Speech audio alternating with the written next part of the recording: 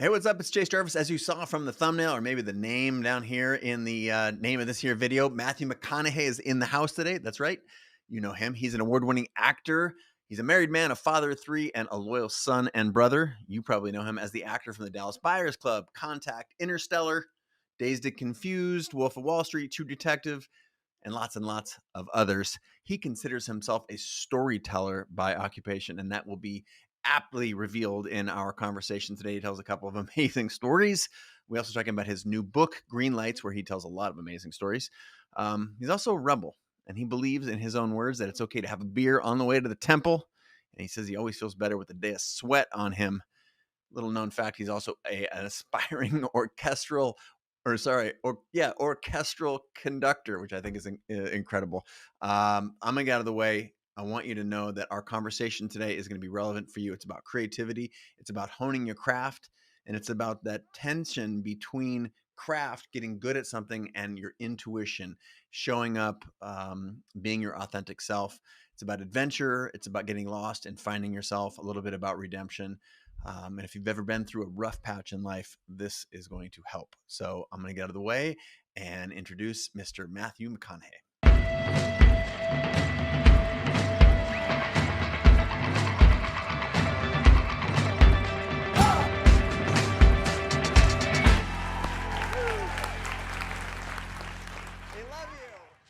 Matthew McConaughey is in the house. Matthew, ready to roll? Let's rock, Chase. Good to be here, bud. Thanks. Welcome to the show. Congratulations on your book, by the way. I mean, I've seen you do a lot of press around movies, man, and you have done such a good job of getting the word out there, and for good reason. It's an amazing story. Congratulations. Yeah, thank you. It feels good. I mean, it felt good to write it, but then it's getting a great result. It's getting received. It's translating. So it's nice to see how it's been received, and a whole lot of fun to talk about it with people too. Well, I'll share that I couldn't get one physically. Like that, you're doing such a good job. There aren't any. All right, Amazon, good. local bookstores out. Amazon sold out. I had to read mine digitally. That's a good sign. Okay. Yeah. You know, the people who are watching and listening to the show and have been for now 10 years. And by the way, so many of we were making some small talk earlier for those who were not there. A lot of we've crossed paths with some similar folks, and in large part, those folks are consider themselves creators and entrepreneurs. And of the people who've been listening to this show, watching this show for 10 years, that is a core piece of their identity. And so I want to start off with your creative process. I think that's, we're here to talk about the book, but I'm mostly interested in you as a human, and you've made an amazing mark in the world, a dent in the universe, as Steve Jobs says. But so much of it has its roots in creativity. And I want to hear a little bit about your original draw to so many different creative crafts, and how you think about creativity in your day-to-day life. Sure. Look, I growing up, I mean, I guess I was creative when I look back in hindsight, but I wasn't raised in like a creative family, meaning I was going to go to law school, be a lawyer. The idea when I called my dad and got the courage to call my dad and say I wanted to switch from going to law school to film school was a nerve-wracking night, because the idea of going into the arts just sounded too avant-garde, hippy-dippy, and maybe that's a hobby for you, but that's not how a man goes to work and works his way up a company ladder and makes a living. To my surprise, he more than accepted me wanting to go to film school and be a storyteller. He gave me a kick in the backside about doing it and said, don't half-ass it, and loved the idea. Later on in life, after he passed away, we're going through the attic and I'm finding these sculptures and paintings and stuff, and asking my mom, who did these? She goes, oh, that's your dad. He was doing those in the garage after y'all go to bed. So I was like, oh, interesting. But we weren't big, like, you weren't allowed to watch media in the family. We weren't even big readers. We were a family that was, hey, daylight outside, get your butt outside and do it. Mom would always say, don't watch somebody do something for you that you go do for yourself. So we were always really active, and never took much time of introspection or like, oh, what's the story I'm going to tell? Or what's this piece of art? We didn't go to museums, that kind of thing. And I guess after a year I had in Australia where I was estranged and on my own, I was forced to get creative. to survive that time, meaning I was forced to get creative to maintain my sanity.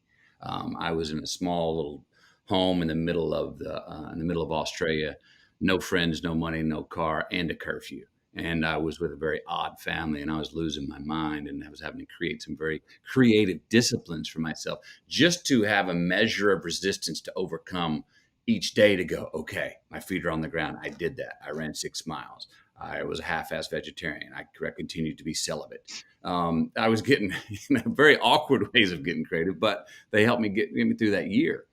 Then I got into, I always considered I just was in the storytelling business, whether that was in front of the camera or behind the camera. It's like you're telling stories, and I go into acting dazed, confused, then all the way up through from 92 to 98, my first 6 years of acting.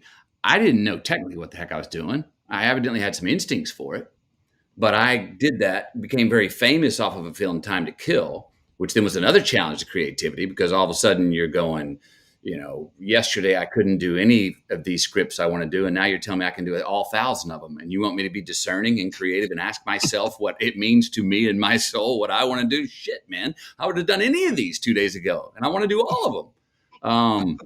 And so then I met with the lady, Penny Allen, who I worked with for 19 years, who's since passed away. And that's when I learned what my craft was.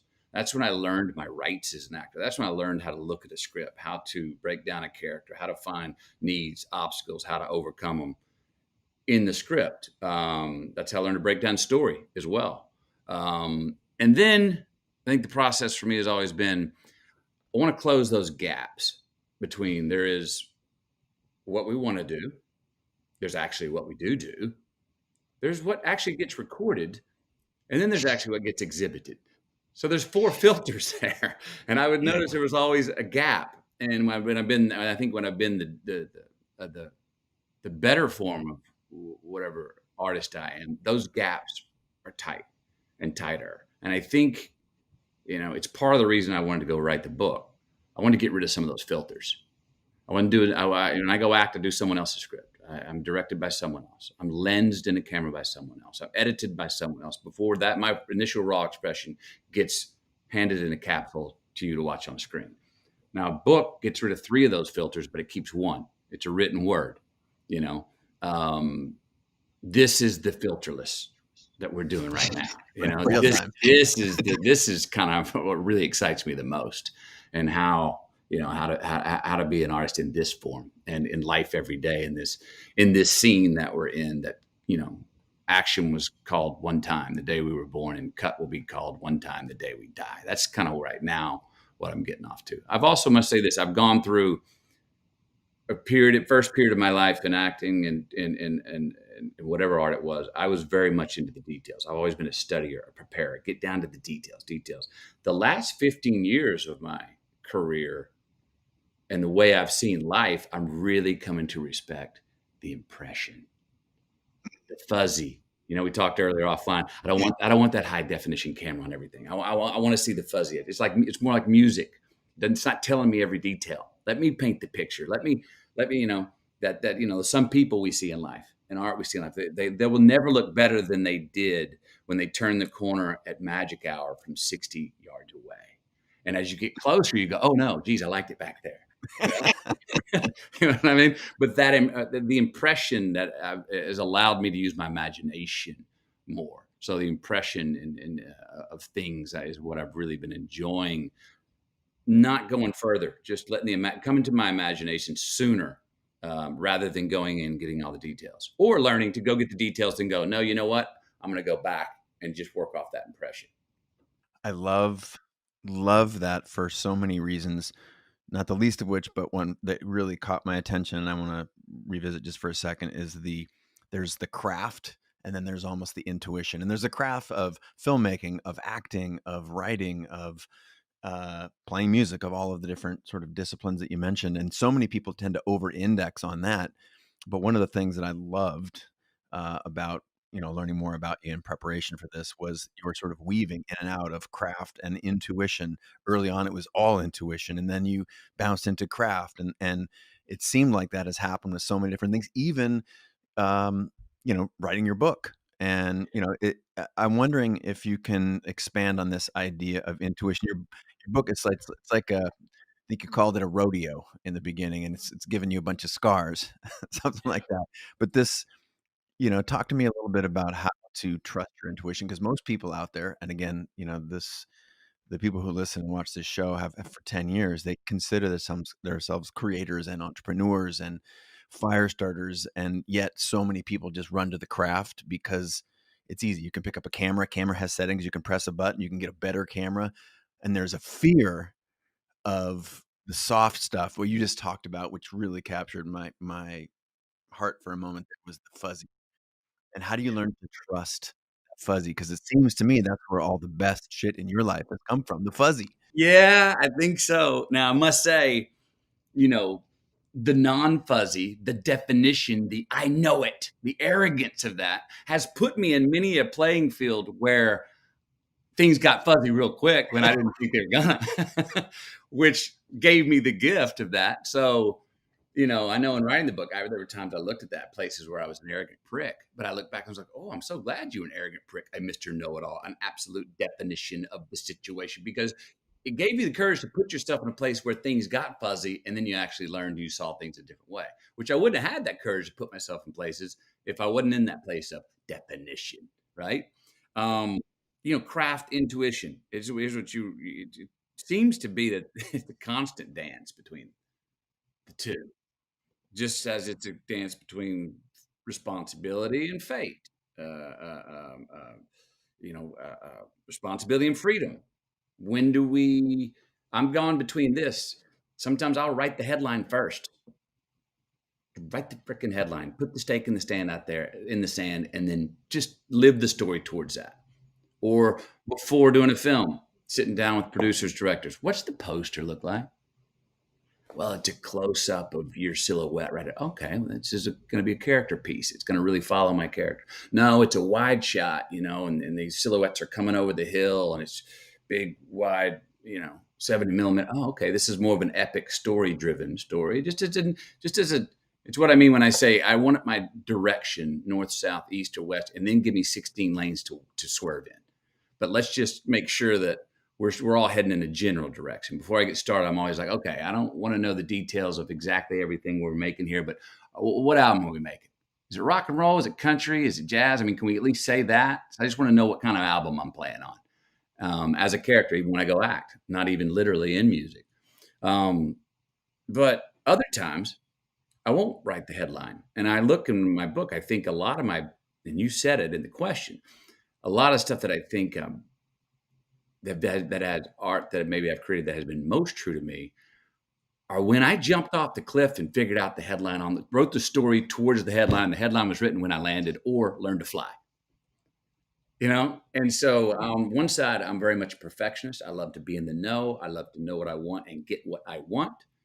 And on the other side, trusting that thing to go jump off and go, I'm going in this. I'm diving in this proverbial pool, and I don't know how I'm going to get across it, but I'm going to trust that I'll come up on the other side. That's been probably the biggest buzzes that I've had as an artist. But for me, I think it's been a continual dance between those two, because if I've always been a guy who, to this day, I don't put anything in drawers. I need to see it. No Okay. drawers. And nothing No in drawers. drawers. No drawers, because I'll forget about it. Where did you put your forks? They're in a cabinet, but the cabinet's one of those big grated steel grates that you can see through with inches. No way. Yeah, Amazing. every plate, everything in our house, I have to see it. So I still do have that sort of uncomfortable feeling of, wait, no, if I got to see it. I've always been the guy who, if I have the key to the door, to get from this room to that room, but it's in there on the kitchen table, I'm going to leave this door cracked just so I can see that, Now I'm still learning to go, no, go ahead, lock the door, dude. Trust that the key will work. Go ahead, shut the door. You don't know what's on the other side. Don't be afraid of the dark. And I've gotten, I pulled some things off in that situation, but that's something I continually am still trying to work on. And it's, becomes challenging in a way as we get older. We build things that we don't want to turn a blind eye to. Family, there's certain things we build that I'm just not ready to go. cover my eyes and go, yeah, let me just see what happens over there. I have to tend to those things. I want those things in front of me, my children, and family and such. So, it's a mix. One of the things I say in the book is create the weather. I like to create my weather so I can blow in the wind. That's the conservative early, liberal late. But I've also realized that many times I've been liberal early, conservative late, which means jump off the cliff, tell the story on the way down, figure out how to fly or when you land, and that will be find the headline at the end of the story. How did you learn to trust that you would come up on the other side of the pool, that you would be able to figure a way to pop the parachute or land on your feet? It seems to me that that's the part, as I'm thinking about the questions that I always get about creative process, or for myself, or has been a regular theme in the show, is where does that come from? Is that an accumulation of scars where you get enough licks that you recognize you have what it Yeah. takes to come out the other side most of the time? It just occurs to me that this is Right. like most people, they're not taught to trust that. We've got, a very careful parent culture. And I mean, I used to leave my house in the morning and, I used to have to be home at dark. And that was when I was like 10 years old, and Right. it's different. And how do you learn to trust in sort of the culture that we're living in right now, which is tenuous or hard or difficult or That's a huge, great question, and has to do with a lot more than just art. It has to do with the art of living in relationships, because we are in a time of great distrust right now. But as far as the creative process for me, learning to trust, I know for a fact that learning my craft, that 19 years with that lady Penny Allen, gave me the courage to trust and say, put the blindfold on me and take me to Neptune, wherever you want to take me. And as soon as I step off the spaceship, be recording before you take the blindfold off, and I'm trusting that I'll be my man, or I'll be true to my character as an actor. But a lot of that confidence came from learning the craft, meaning preparation to come in to a scene, not with one truth, but with 5 truths. So the director can say anything to me. The other actor can do anything on the other side. I'm ready. I'm calling audibles. It's an instinct, but it took years to get that, because the intellectual process of learning your craft is actually, you stumble. I went backwards. I was not as good of an actor when I first started taking acting lessons, because I now became conscious of what the hell I was doing. And so it's up here in my you head. realize what you don't know, right? Yeah, I'm going, oh, so I'm going to auditions and I'm not getting any of them. And I'm getting a call back, but I'm not getting them. And I'm like, what are you so tight about? Oh, you're thinking about it. And I always like to take it to the analogy of sports as well. You get a new defensive coordinator on a team, you pretty good time to bet against that team next year, because that defense is out there thinking. And if they're thinking, the wideout's already a half a step past them, and then they're going to catch and run up the score. But if you can work the things from the head to the instincts in the gut, where you're just in the moment calling audibles instinctually and able to dance. Now we're dancing, right? Now Yeah. we're playing. Now we're not working. When it's up here, I find myself working. That seems like that's the required work that a lot of people don't want to do. That the ability to trust yourself comes from the reps of the craft, letting that stuff fade into the background when you're operating a camera or on stage and at a play or anything. There's this, is it fair to say that you've come to trust yourself because you put yourself in that position over and over and over, and you found out that you most of the time can, if not thrive, survive. And if you don't survive, you get knocked on your ass, you can lick your wounds and get up again another day. Yeah. Yeah. I mean, 100%, 100% that the learning and the preparation and the learning of the craft give confidence to me, and we'll give it to other people too. Then, let it come from the inside, and then it comes from the instincts out. I always grew up and pulled things off, be out of sheer almost resilience. I mean, I've gotten away and pulled off creating, to whatever extent you would call it, art, just because of, I love the dare of going, I think I can pull that off. Sometimes out of pure ignorance. Ignorance is bliss in a lot of ways. The things I didn't know. But I have nightmares about some of the things I got away with back when I didn't know, that I wake up now going, oh, geez. Or if I'd have known what I knew now, I wouldn't have pulled that situation off. I wouldn't have got away with it. You know what I mean? But, okay. I'm glad I didn't know then. I just saw something, I don't remember where I saw it. It's like you start off and there's sort of a naive simplicity, and then you go into, I think this thing said functional complexity.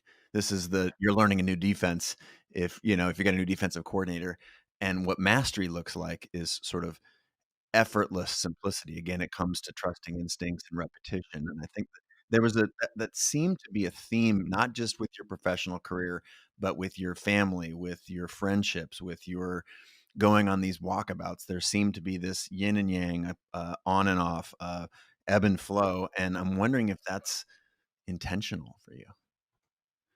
Well, in looking back, obviously it was intentional because Yeah, we can all connect the dots looking backwards, right? I have a pretty good, a pretty good consistent track record of this sort of boomeranging out and going out, or being in the middle flying, and then all of a sudden having the spider sense, the threshold go off early enough, and listening to it to go, no, no, let's hop out of this. We need some solitude.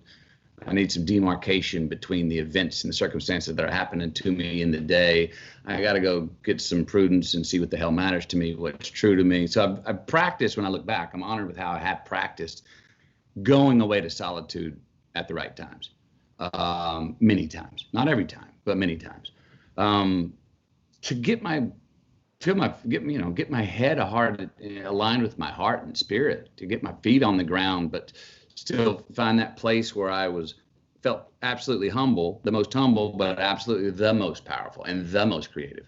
And I've battled that through my life. A lot of times, one was my definition of humility. I'd always didn't, I used to be kind of falsely modest. That's a bunch of bullshit, So then I heard this cool quote about humility being admitting that you have more to learn. Well, that one I went, oh, okay. I can still receive. I can have the humility to receive, but I can still stand up tall with my heart high and my head high, and engage and have an identity and have judgment and have discernment, but still be able to have the humility to receive things. And that, is another way of saying what we're talking about. This reciprocity of the give and the receive and the putting out. And are you putting out, and is the world reverbing back to you what you're putting out? Again, is that gap closed? Yeah. How wide is that gap between what we put out and what we receive? But boy, it's beautiful when that gap comes in lickety split, like that. When it comes back with a large gap, you're going, what am I misreading? Did I misinterpret that? Did I not communicate that the right way? Was it in the wrong place? Is my timing off? Am I not giving context or consideration to the entity or the person or the place or the art that I'm engaging with? And, sometimes you can work out those relationships, recalibrate.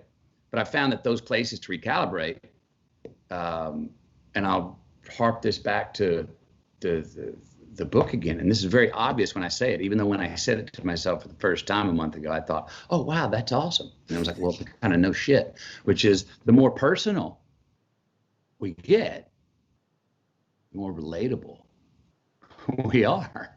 Yeah. That seems to be the thing with art or translation or communication. And we, so I see them sometimes that as a contradiction, when in fact, no, it's not. And at the same time, I want to make sure this is clear, because I also say, hey, wait a minute, what do you mean the more personal you get? What are you saying? So pure honesty is art? No. If that were true, then a 12-year-old girl's diary is as good as Shakespeare, and that's not true. So there's a difference between self-expression and art. But can your own self-expression be formed and structured in a way of art? And when it becomes art is when it's relatable to the we, where the I think meets the that gap that you're talking about, maybe that's authenticity. Maybe that like there's a resonance. I don't know. I think it's vulnerability, authenticity. There's something in that, like the Venn diagram of those two, maybe that's when the art feels the best, when there's this connection. And you reference now the book, and for those who aren't tuned into pop culture right now, the book that Matthew's talking about is Greenlights, which is your new book. It's probably a good time for me to say again, congratulations. It's incredible. It really is. I've read a lot of memoirs, and this doesn't feel like one, but it is in a poetic and beautiful, heartfelt, earnest, playful, playful way. So congratulations, you created something beautiful, and it was fun to see a different outlet from you. Fun to dive into a different outlet, another means of communication. Again, like we talked about earlier, fewer filters. Um, very, it was a little bit of a freedom journey for me. I'm not one for looking back. I like to do things. Yep, that was done. Let's move on, move forward. But to go back and track my lineage to from zero to here, see, be surprised, and go, huh, the same stuff you were interested in at 14, you're still interested in. Oh, let's have a look. Have your questions on the same subject evolved a little bit? Well, that's good. Okay, a little bit, but we're still waking up in the middle of the night excited to write down the same things about trying to figure out the science of satisfaction and the art of living, and what relationships and how are we responsible for the green lights we create in our life? How do we get lucky sometimes, and how to keep our head up and own that good fortune and take advantage of it? And then how is it sometimes just about perspective of coming across a yellow light and sometimes going, I'm not even going to give that son of a bitch credit. I ain't slowing down. I'm pressing the gas and blowing through that son of a bitch. And that's also another way to catch them.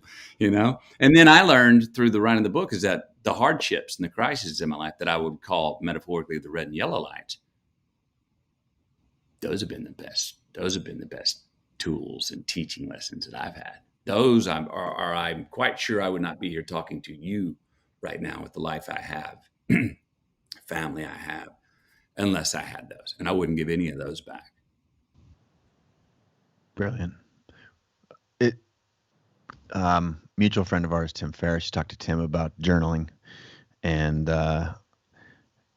for those who haven't read the book yet, there's this intertwined relationship between the book that you are reading and the journals that you had created, and then the ones that you were creating when you went, say, to the desert, got the permission slip from step away from the family for a little bit and go out on your own.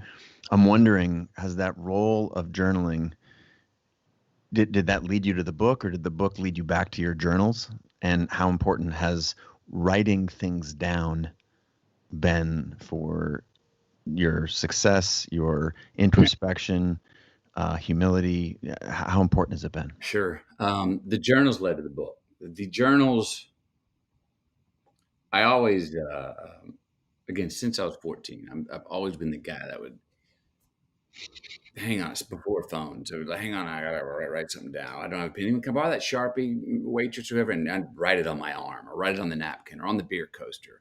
Or then phones came along, and I'll pull it out at a dinner party, and I have to let the whole table know, guys, I'm not writing anyone else. I'm here. I'm actually writing something, and I'm write it down, and then I hand you the phone, Chase, and go, did I quote you right, Chase? Will you sign that? And you go, yeah, that is what I said. And I go, great. Do you mind? I'll footnote you if I bring that up. But I think you just said something that I feel is applicable, that can scale out, that I want to test out on things in life and see if that reverb comes back to me in a like way, see if it kind of gratifies me.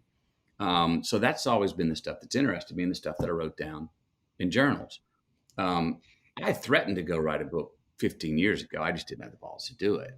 And my excuse was, oh, you know what, just keep living. Don't get retrospective and write anything down. And you know what, when you die, Camila or some good friend will go back and look through those journals. Maybe if it's something worth sharing, let them do it postmortem.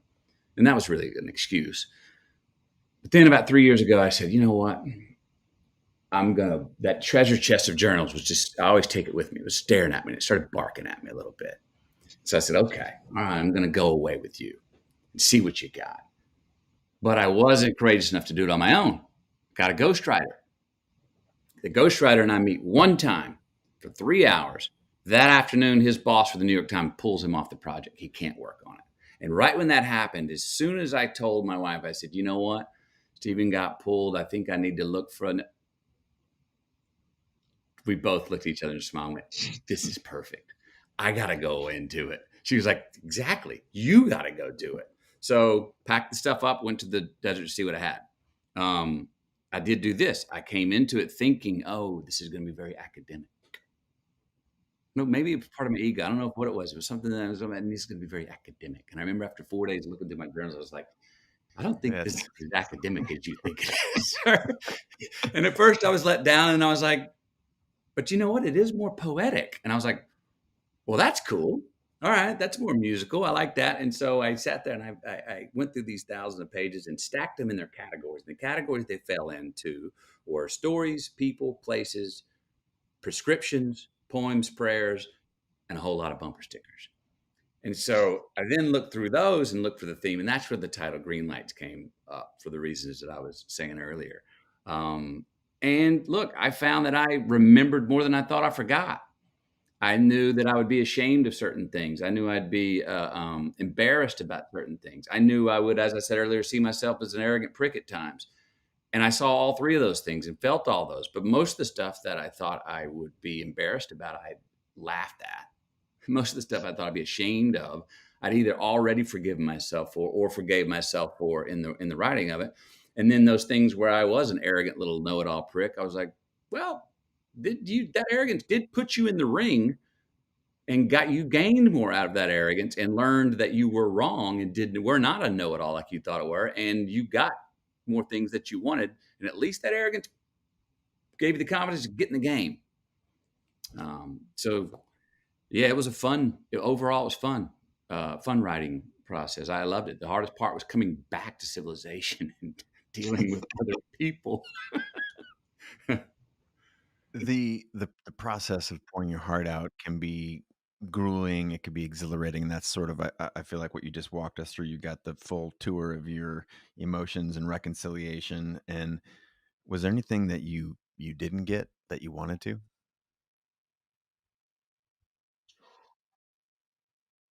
Well, to go back to the craft and intuition, I went in as a craftsman.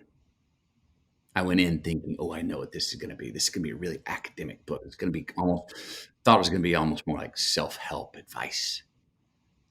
I didn't get Tactical. that. Yeah, tactical. And I love tactics. I love precision, as we were talking about earlier. But then the intuition is what revealed itself. And it became more poet. It became a poem rather than an academic tool. And so I didn't get what I initially went in thinking I was going to get and wanted to get. Yeah.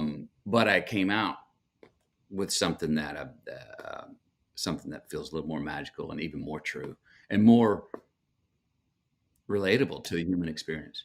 Well, that's the trust part, right? You trusted that you're gonna come back with something, and sure enough, that repetition, the learning to trust yourself over and over, if you didn't trust yourself, you'd probably still be writing.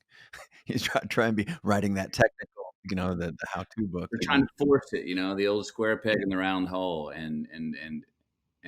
remember it hitting me early on. I'm going, just and my wife gave me great advice when I left. She was like, "Remember, when you leave," she was like, "Don't come, you don't come back. You don't even need to call me. Have a drink at 6 a.m. if you want one. Your rules need to be absolutely no rules." Well, when you're, someone you care about and love gives you that amount of freedom. Well, then every damn night at 6 o'clock, I climbed up on top of the mountain to get cell reception to call home. When she said, "Go ahead and have a drink at 6 a.m.," then I would go days and not have a sip of anything because I was writing. It was full open to do, and I put away all the clock. I didn't know what time it was. I didn't give myself any measurement of day, night, meals. I said, "You just do what you want when you want. You eat when you want. You drink when you want. You sleep when you want. You write when you want." And it turned out to be the writing was the champion, and I was averaging 17 hours a day. And the hardest part was saying, "Hey, we got to get a little sleep here. You got to get a little bit of sleep here." And what a awesome, challenge to have if you're going to go away and work on something is the challenge of saying, "Hey, I've got to set it down for a minute just because I got to get some rest." Having, Camila in your life, makes me wanna ask a question that the support that you just felt from her and, um, the phrase, "You're the average of the 5 people you spend the most time with." How important has that been in your life, in successes and the failures? How do you choose who to spend your time with? And, the book for, again, those who haven't read it, I highly, highly recommend it. There's just so many intertwined stories with, family and parents and brothers and peers and agents and that were really powerful, and I'm wondering how intentional you've been with the people you surround yourself. I think I've been very intentional. Look, I've got 3 kids and a family, and when that happens, the first thing that goes is some of the friends don't have time to go right now. "Hey, Chase, wanna go to Molly tomorrow? Let's put on a backpack. Phew, let's go." No. It doesn't happen. So, the first few years after you have a first child, the friends are still calling, "Hey, meet me down in so and so." I'm like, "Oh, man, I can't. I'm running around. We're doing homework, putting kids to bed, and tomorrow morning I gotta go to the soccer deal at 6 AM." No, no, no, no. So they start to understand that. You know, my favorite friends, I have a lot of male friends, and what we do, and I love talking to them about it. We either get together in person, or sometimes we'll conference call, or I really enjoy one-on-ones with them. And we talk about my favorite subject: how to be better people, how to be better men, how to be better fathers, how to be better husbands, how to be truer artists.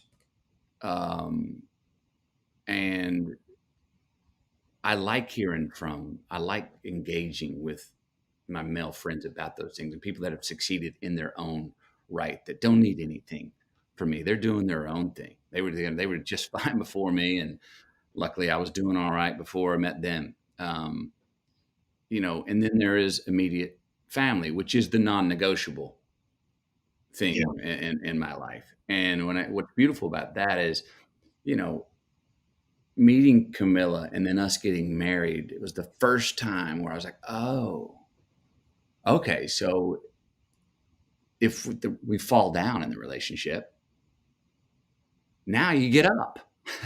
It's not the sign of, uh-oh, dun, dun, dun, this is the sign of the end coming. You know what I mean? In previous relationships, something goes wrong, you stumble, you're like, uh-oh, this is a sign. Here we go. It's going to be broken.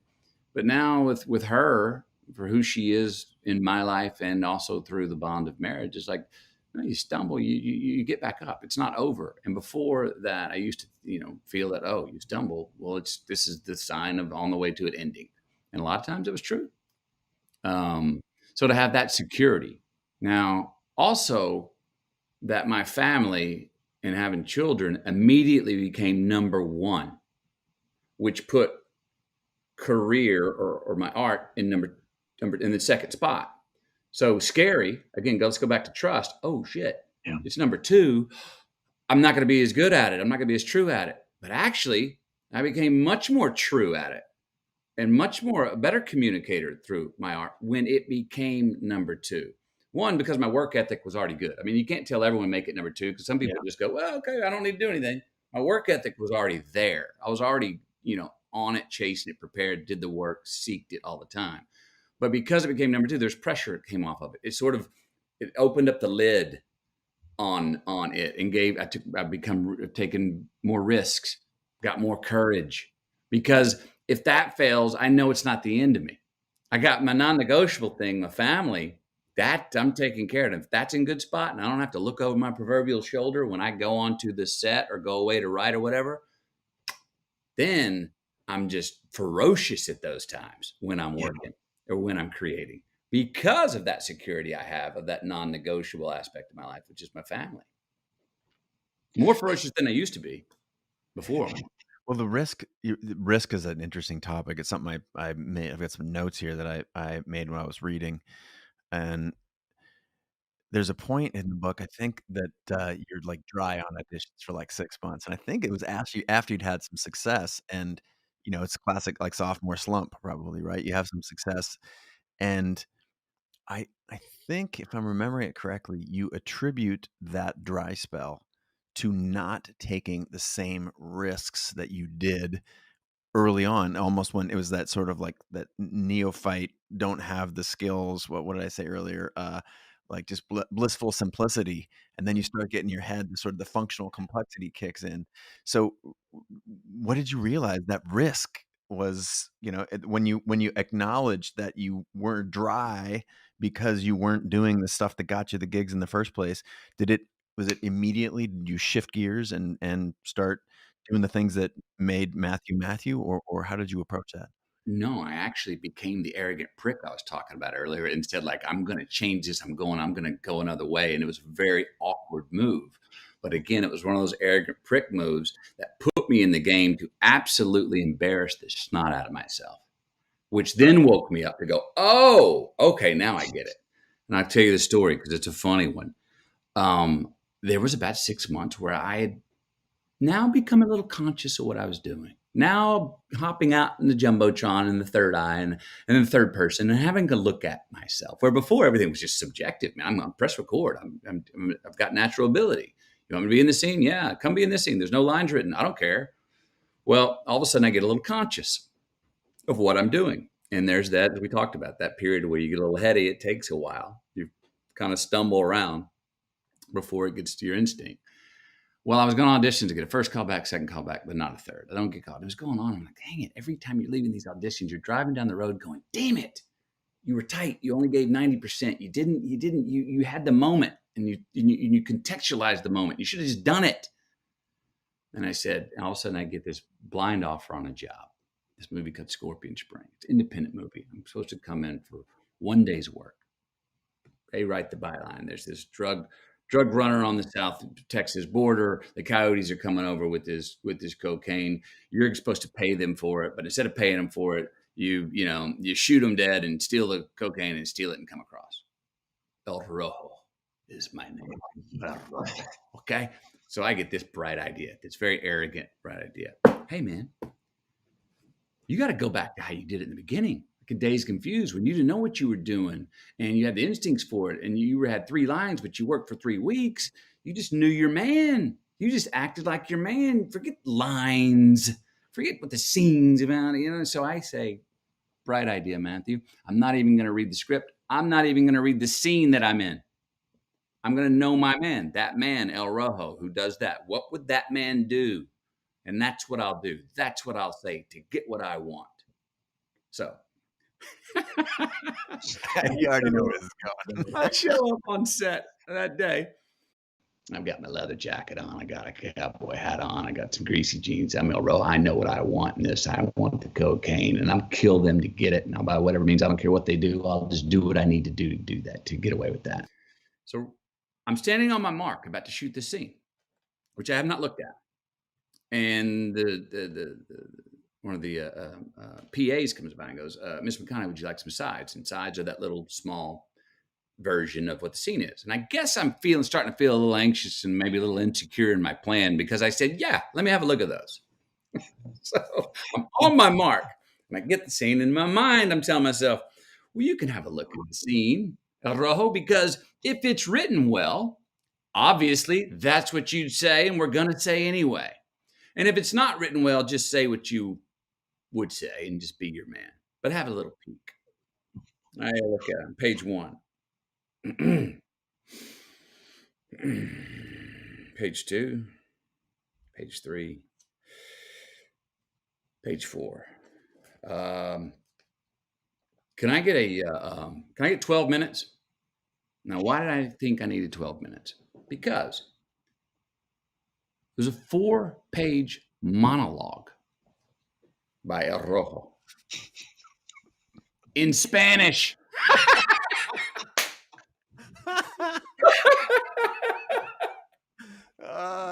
So this bead of sweat comes up on the back of my neck, and I remember, can I get 12 minutes? Which in my mind, I remember very, very distinctly.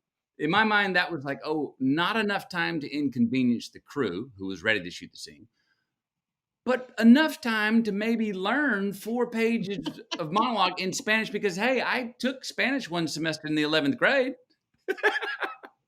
Well, I was right on one of the accounts. It really didn't inconvenience the crew that much, but it was not enough time to learn 4 pages in Spanish.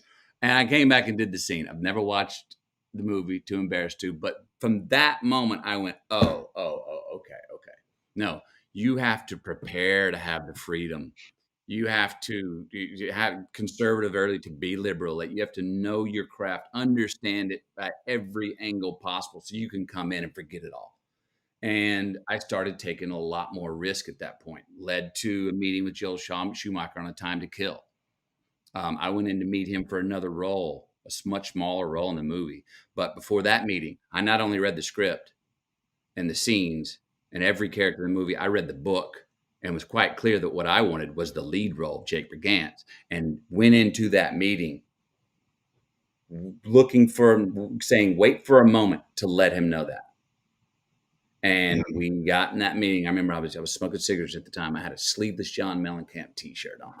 And I'm sitting back, and we had just gone through all the reasons that I was right for this other role of Freddie Lee Cobb. The conversation settles a second. Smoke a cigarette. I go, "So who's playing the lead of Jake Brigance?" And he goes, I don't know. Who do you think should?" And I remember I went,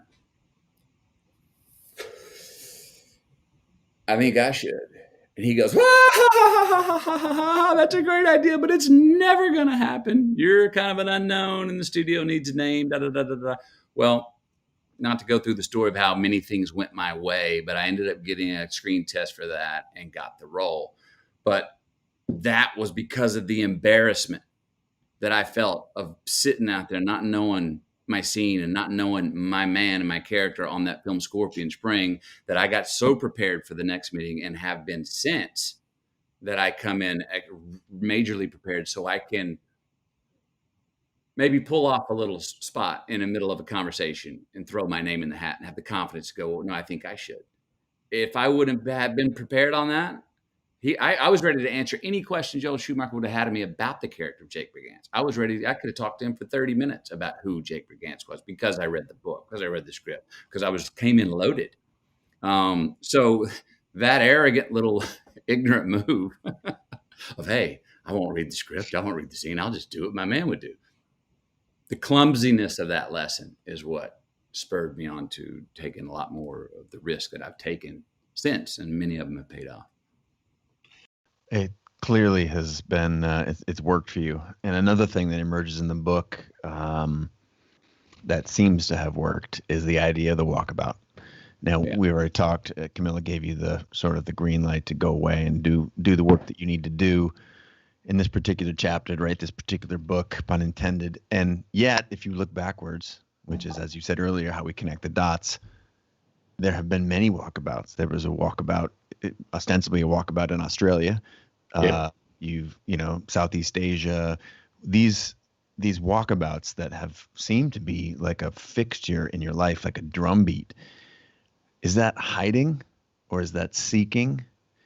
Is it, how important is it? And how Okay. important do you think it is for all people? Is it just Matthew McConaughey, or is it everybody? What's the role of the walkabout? I think it's incredibly valuable for anybody. And look, not everybody, as we said earlier, can say, "Okay, I'm going to throw in a backpack and go on a 22-day walkabout in Peru or Mali or Southeast Asia." I get that. I still have to work today, every day. Can I get an hour? Whether that's breaking a sweat, whether that is starting the day off with myself to do a little inventory of what my day is and how I'm feeling, and how I want to approach it.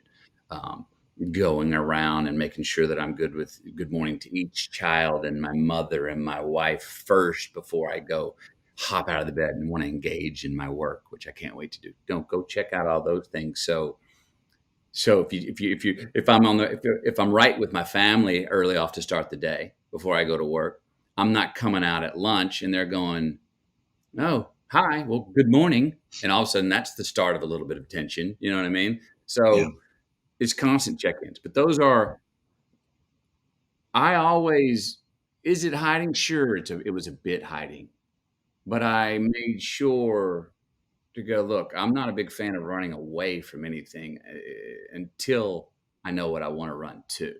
I'm always going to look, what's the affirmative?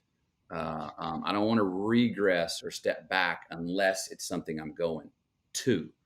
And, it's the old how when people speak, it's like, don't use the double negative. Just use the affirmative that affirms the opposite of the negative. Um, so those were times for me where one was forced on me, the year in Australia. I decided I want to go away. That was crazy, by the way. All that that was Pretty crazy. that was crazy, man. Just straight up. You got to read the book. I mean, you should go into a little. You can go into a little bit, but I don't know how you weathered that, man. I don't know. Sorry to interrupt. I just It was just a wanted to it was a forced winter, yes, of insanity. Um, uh, and one that I'm quite sure I wouldn't be sitting here right now if I didn't have that year. But other ones were conscious to me. I mean, I get famous in Hollywood over one weekend. That movie, A Time to Kill, comes out. The world's a mirror to me. I'm not meeting strangers anymore. Everyone has a bio on me. Everyone says, "Oh, I love you. I love you." I'm going, wait a minute. I've said that to 4 people in my life. Well, do any of these scripts. Wait a minute. 2 days ago, you wouldn't let me do any of them, and I would have done all of them if I could, or I would have done any of them. Now you're saying yes, any of them. Give me some discernment here. Wait, what matters? I got to get the hell out of Dodge. I got to go hear myself think. And so, you know, fortunately had a specific dream that kept recurring in my life that gave me sort of the impetus to go, oh, you got to go chase that dream. And one of those was particularly to the Amazon in Peru. And I was looking for a Fugamundi. I was looking for a walkabout. I just need to have a reason to chase it. And you know, the first 12 days, in my experience, those walkabouts, when I need them, the first 12 days are absolute hell. I do not like my company. I cannot stand my thoughts. I'm not present. I'm not sleeping well. I'm clumsy. I'm talk about tripping yourself running downhill. Things can be going well. I'm creating resistance to feel, you know, and bleeding at times, you know. So, and then after about 12 days, after, you know, each one of those has had a night, usually around day 12, day 13, that I'll have a purge, that I'll strip every talisman that I'm about, whether it's a family name or an American ball cap or anything to do with any of the newfound fame or anything that has to do with an occupation. Forget artist, forget actor, whatever. Who let's crack it all down. I'm a child. I'm not even a man, not even sexuality. Break it down to my version, what's called a child of God, a mammal. Let's break it down to there, buck naked, literally and proverbially, and go, okay. And guess what, McConaughey? You're the only son of a bitch I can't get rid of. I'm stuck with you. So we got to figure this out. Let's shake hands on some things. Let's forgive ourselves for what we should forgive ourselves for, because you're being a little arrogant in how guilty you're feeling about some things. Yeah, let's forgive you for that. And let's say the buck stops here on some other shit you're letting yourself get away with. Enough. Quit letting that slide. We're not going back into the world and reintegrating back into the world and letting ourselves slide on that. And all of a sudden at that point, I wake up the next morning and I'm light as a feather. And people around me who don't even speak the language are telling me, la luz, you're so light. And all of a sudden, then the journey is the seeking. Then the journey is I'm finding out, we're seeing beauty, seeing poetry in the world, my reaction with it, my relationships with people, everything, my sense of humor, my wink comes back. And then those journeys are beautiful, but they wouldn't have been that unless I went through the first 12 days. I just knew at those times that I needed them, that I needed to cut the chafe off, that I had too much frequency coming out. And we have so much frequency coming at us today. How do we go someplace where we hear ourselves think in the middle of the noise? I mean, we can't just all go, well, I'm going to go become a monk later. It's a lovely idea, but it's quite a privileged one if you can pull it off, you know. So how do we find that in the daily dance? You know, when I feel myself kind of leaning into conversations or intruding or wanting to interrupt or already thinking about what my answer is to someone's question or what my take is on a certain topic, I'm like, whoa, you're a little leaning, you're a little fast forward right now. Why are you racing against time, McConaughey? Let time come to you. Sit back. You know, the times when I'm happiest, and usually are those proverbial walkabouts or better daily maintenance of them in my daily life without having to go away for 22 days is, and I do this every day. And it's a really good measure through the day. Don't wear a watch, but just guess what time it is. And when I know I need to take some time off, whether that's a walkabout or a daily maintenance or church on a Sunday, is when I go, it's 4:30. And it turns out to be 3:02. And I'm going, whoa, you better slow down, son. You're an hour and a half ahead of natural time. When I am I would say the happiest is when I go, I bet you it's 4:46, and I look at the clock and it's 4:44. I'm sorry, no, 4:48. I'm 2 minutes, like, behind time. I'm just on the back, like a good drummer in a rock and roll band, just on the back side of the wave, just on the back side of the beat. That's when I'm, like, the most happy, when I'm slightly behind time or I'm on it. I love being on time, but I like being slightly behind it and feeling like that. So I'm like, "That's right, time is on my side. I'm gonna dance in with it. Don't be in a rush to race to the red light." You know what I mean? Which happens so much, racing to the red light. You get there and you go, "Oh, I rushed and I got here, and now what? Oh, why didn't I just enjoy the drive getting here? And I would have got the same amount done, and actually, I would have enjoyed the doing of it more." It's very insightful. There's this element that you're when you're talking about it, sort of like coming home. We go away, whether it's on a walkabout or in our own mind. We're being distracted by all the stuff. You talked about it for the first few days of your walkabout, and then you've come home. I also found there's a really interesting recurring theme. Seems like now that I know a little bit more in your life, but also in the book. Like you've talked about home as permanent or Texas, but it's also temporary, right? You already mentioned 5 or 6 locations around the world. Colorado for a while, you've had PO boxes, your Airstream. I'm wondering what role home plays for you. Good question, and one that I've thought a lot about, and not thought a lot about, but noticed how I felt about it, and looking back. My goal, my headline that I try to achieve, that I've noticed gives me great satisfaction, or when I am happiest or most joyful or most myself in my life, is when I'm home in the world. Yeah. The I write about one in the book I call, give a place the justice it deserves. I love the challenge, and it has proved to be one that has been fulfilling and true, to go any place you travel to, even if it's on your own property or another side of that house or across the globe. If I can stay there until I go, ah, this could be me. This could be my existence. I could do this forever. Then and only then do I believe it's okay to leave. Because if it didn't get to that point, I didn't give the place or the person or the time the justice it truly deserved. Now, it takes longer sometimes. Sometimes I can feel at home in 30 seconds someplace. Go, I could do this forever. Sometimes it Yeah. takes that 12 days I was talking about. Sometimes it takes 20 days, and then only after, sometimes it takes a month. Some of I'm still working on, you know.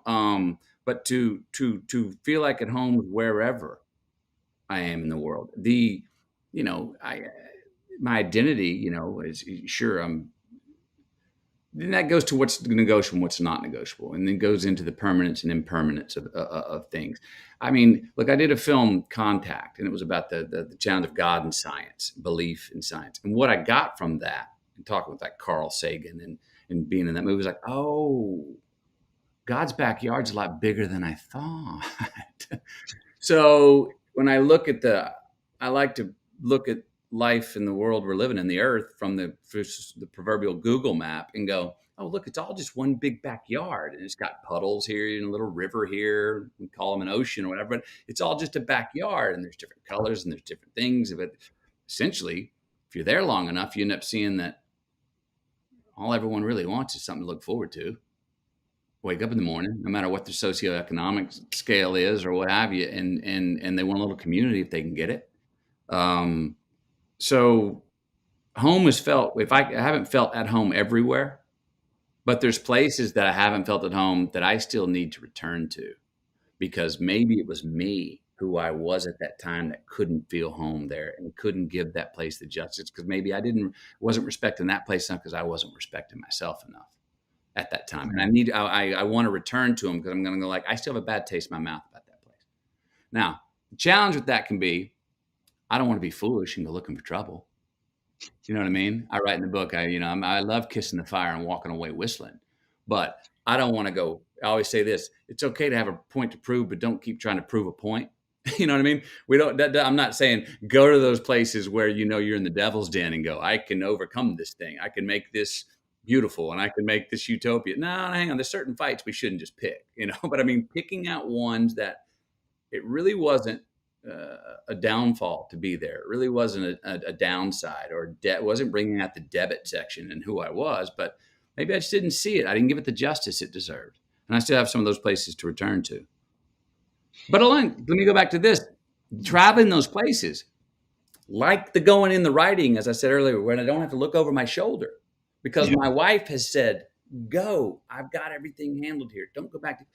That allows me to feel at home. If I didn't have the assurance of the non-negotiable bond that my wife and I have, my family's taken care of, I'm not going to give the place the justice it deserves because I can't completely be there and be engaged in it. It's that is so insightful, and I have to then ground it in roles like Ron Woodward. Like, is that an escape? Is that a go away, or is that a go home? Is that a thing that you feel like you can connect with, or you can go there, which is yeah, it's like complete transformation for you, right? Like, I don't know how much weight you lost, but that was the role for which you won the Academy Award. That's a home. That's Can you home. go? That's coming home.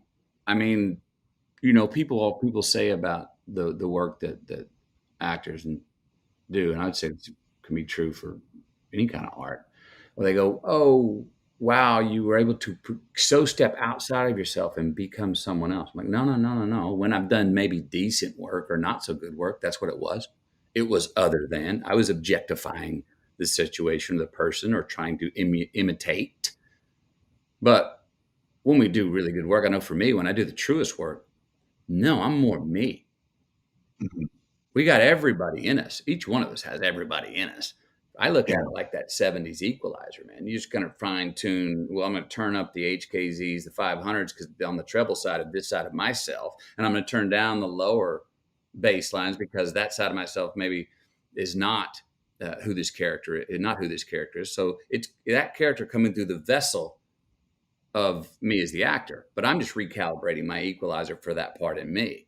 Um, you know, Ron Woodruff, that was, you know, the perfectionist side of me. Boy, let's turn that up. This guy was a clinical clinician, the side of me that's like survivor, underdog. And what's the ultimate thing, the ultimate cost? Life. Oh, if I don't pull this off as a businessman, I die? So I'm not fighting not to die, again, to use the affirmative instead of the negative. No, I'm going to fight to live. Do whatever it takes by hook or by crook. No rules of the world are on that character. He's a he's a hustler, man. He's going to do whatever he can to stay alive. Lie, cheat, steal, and in the meantime, actually be doing an altruistic thing. But don't play the altruism. Don't play that it was a help. Don't play the guy. The guy was not a carry the white flag. Everyone come marching behind me. We need rights for. He wasn't that guy. He was trying to survive on his own. And through that selfishness, his humanity came out, and there came the I meets the we. Through the more selfish I got with him, the more his humanity came out, and you said, "Oh, this guy did great things spoke for and acted for a lot of people with HIV at that time, and still." So that's coming home. If I can get it to come home, it doesn't all. Sometimes it takes longer to get there. That was a character that was definitely coming home, and I understood him from the inside out. But you know, you want to get to set going, having done enough work to go. It's me. I am the character's me. I am. It's so clear. That was an incredible, incredible role. I talked to Jared Leto as a friend, and he's been on the show, and just watching you play that is like incredibly impressive and heartfelt and earnest. And I actually was struck with emotion reading you talking about that, playing that part, and that your answer there just brought me a lot of joy again, just that it was going on for you. Can I give you a great little Leto story that leads into a larger Sure, I'm sort gonna of text it. tool of of process? Please. So, and has to do with that being so much into the subjective, meaning not even being conscious uh, of that there's a a goal line or a finish line. So Jared playing Rayon, I don't really know Jared. I know he's got a band. I know he's an actor, but other than that, we show up. I'm Ron, and we cross each other around the set on the first day, and down there doing hair and makeup. And you know, I'm pretty much Ron to him, and I'm noticing he's pretty much being Rayon to me. He even started. I came in my trailer, and Jared, you're out there. I don't know if I ever told you this, but your little secret that Rayon was a klepto. I know because you stole some of my shit out of my trailer. Like you stole like a pack of matches the first day we met, and I think you stole some other things from me. Thank you very much. But anyway, we go through 30 days rehearsing and then shooting for 30 days, and we were around each other every day and we were getting to know each other. Our only interaction was in those scenes as Ron and Rayon. When we wrapped the final night and they went, "That's a wrap." And I know for me, my head was down. I was like, "Okay, guys, I'll see you tomorrow." And they were like, "No, that's like a film wrap. There's no more. We're done." I went, "Oh." I looked over and I went, "Leto, McConaughey." And he goes, "McConaughey, Leto, I'm from Shreveport. Oh, I'm from Longview. Oh, really?" That's the first time we met each other. Right there where we wrapped. And it Rap part. was awesome. It was right when we yelled cut on the set, when it was a film wrap, is when he and I first shook hands, looked at each other through different eyes. And I said, "So how's it going with the band?" And he found out he was raised just east of where I was raised. And then that's when we first kind of laughed. And the only time, and since we've been each other, we've been each other. But for all of that work day, from the time we met to the time we finished, he was Rayon and I was Ron. And that was awesome. How much fun to go that deep and to stay in that character. It's like, we can go play dress up for Halloween on one night a year, but when you get to go do something like that and play a character and be in a great story where you're committed to the character and you're seeing the world through their eyes and they're part of you for that amount of time. Mm, mm. Thank you for sharing that. I will, next time I see him, I will recount that for him, or maybe he's listening.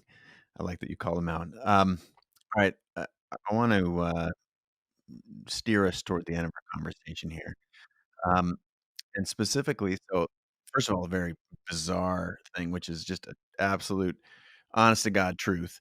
So you're talking about in the book about coming back into LA, listening to LA Woman from The Doors. And hold on one second.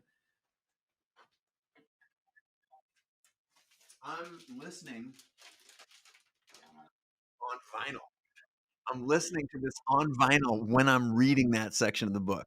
It was crazy. It was crazy. It was crazy. So that was a beautiful synchronicity. But again, this is another part. I don't know if that's coming home when you were going to LA. It probably didn't seem like coming home.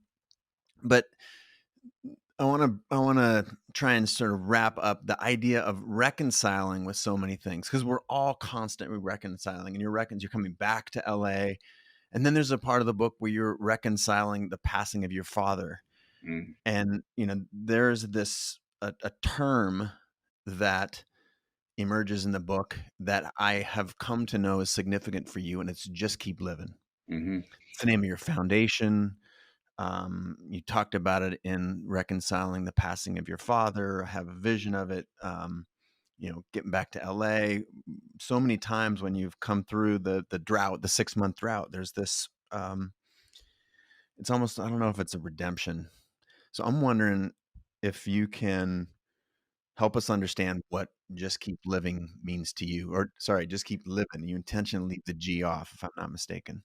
No G on the end of living because life's a verb. Yeah. So my father passes away, actually making love to my mother on Monday morning, has a heart attack. I get that call. Oh, impossible. No, nothing could kill my father. Well, it turns out my mother could.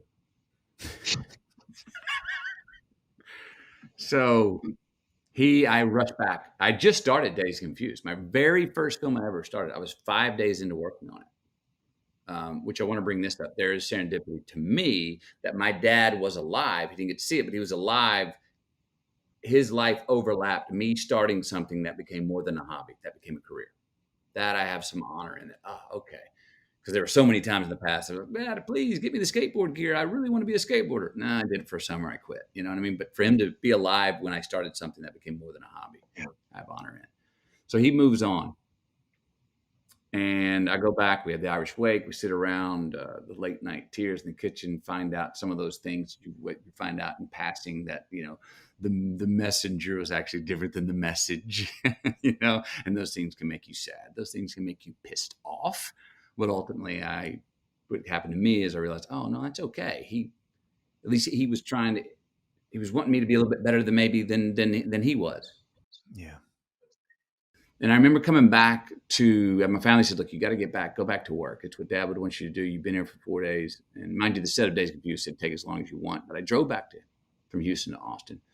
And that night we were on the set. I was on the football field scene at the end of Days Confused. And Richard Linklater, who I'd gotten to know a little bit now from working for a few weeks with him, we're walking around the stadium. And he knew my dad had just moved on. And he's a great listener, and he's still a great friend. And he said, we were just talking. He's letting me kind of air it out. And it just kind of came to me. I was like, you know what, man? I go, I think it's about living, man. He goes, what do you mean? I go, well, my dad's no longer physically here. He'll never physically be here, but the things he taught me, his spirit, the relationship I have with him, the conversations that I've had with him that I can still keep having with him spiritually, I got to keep those alive. You just got to keep living, man. And that planted for me. It came from somewhere else through me. And I said that and actually threw it out in the scene that night, in the movie. And since then, though, I've not found anywhere that the just keep living choice was not the best one to have. I've not found anywhere where it didn't apply. It can mean different things to different people in every situation. To the agoraphobe, it may mean go ahead, walk out to the curb, get the mail. Just keep living, man. Go ahead, take a little step further out there. To the absolute party and extrovert that I was in high school, it just keep living actually meant, no, actually, instead of going out and partying Saturday night, let's go over to your buddy Bindler's house and watch a movie. Whoa, really? So it can mean different things. And I bring it up in the book about dirt roads and autobahns. For someone who's on the autobahn all their life, the road less traveled or the just keep living choice may be to go take the dirt road. Well, if you're the agoraphobic or the person who's on the dirt road all the time, maybe your just keep living choice, your road less traveled will be go ahead and go get the mail or go to the grocery store.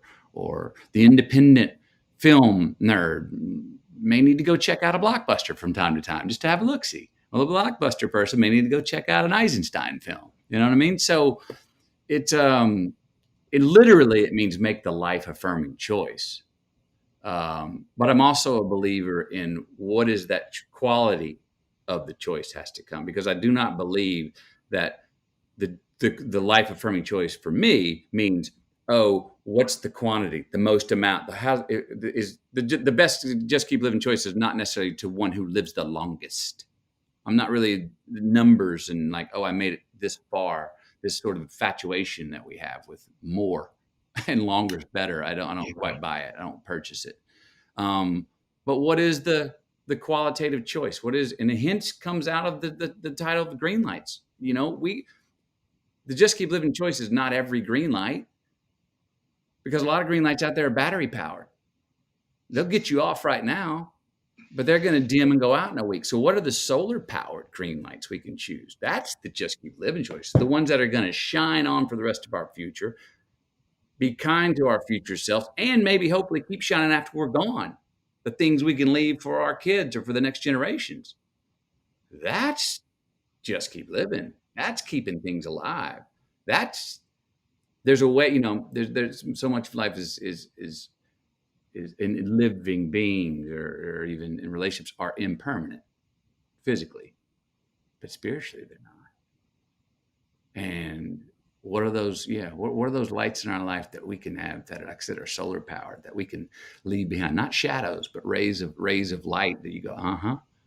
Those are just those are still living. It's a verb. It's not a noun. Life is a verb. Architecture is a verb. We are in constant architecture and construction every day. We do not reach the ta-da moment. We do not get the spot. We go, I got it figured out. Yippee! Bullshit, you do. So the just keep living choice for me is, how can I be personally, as a man, as a person, a little bit, maybe can I be a little bit better every day? I think humans are an aspiration individually. I think America is an aspiration. We're all chasing yet, and we ain't never getting there. And if we can just go, oh, what's really cool is that we get to keep chasing. We get to get in the race and stay committed to the chase. And that's as good as it gets. Oh, awesome. Because that means it's never over. It's continually alive. It will always live. Just keep living. It's just a fantastic, it truly is heartfelt and insightful and simple. Those are, goes back to that mastery is when things become simple again. And I want to thank you for taking that time. Thank Camilla for letting you take that time. You come up with this is a fantastic metaphor. We've been talking about life, but of course, I have to overtly recommend your book to anyone who's listening or watching. It's really something. It's different than any memoir I've ever read, and I want to give you artist to artist just a debt of gratitude for writing, and I think it's going to affect a lot of people. Well, It's been a thank you. stunner. The very last question is: you started this journey off by telling your father that you didn't want to be a lawyer, and right now there are so many people who are doing something they weren't put on this planet to do, and they're doing it for someone else. And so leave the listeners and watchers with a bit of advice on how to take that step that they know they should be taking, but they're not. Okay. Well, first off, I want to preface this with saying, look, I think if everybody did only what they love to do, the unemployment rate would be sky high. Fair enough. Okay. But as far as finding those things that are that we do love to do, and I do believe you can learn to love something. You can be good at something and actually learn to love it, because the act of being good at something and doing it and becoming better, we can learn to love that. I have in certain aspects of my life. But as far as I wanted to be a lawyer, but no, I wasn't sleeping with that. Chased my bliss and who was more truly myself, and became a storyteller and doing what I'm doing today. If we can early on, the earlier we can say, we can define and understand our innate abilities. We can define those aren't easy to define, but we can define our innate ability. Then say, okay, do I have a means to educate and work my tail off to evolve that innate ability? And can it be something in this capitalist society that I can supply, that will be in demand because I need to pay my rent? That's the honey hole. If you can biology and giddy up, if you can match your innate abilities with something you're willing and have the opportunity to work for, to create a product, whether it's a piece of matter or ourselves or a spoken word that is in demand, if you want to make a living doing it, that's the spot. Spoken. Thanks again so much for being on the show, man. I really appreciate your time and congratulations. Storied career, in particular, your most recent piece of art, your book, Greenlights. Thanks for being on the show, but I got a lot more I want to talk to you about. We'll have to take We'll it do another it again, and we'll time. I play really that. We'll enjoyed it. play that. Down, I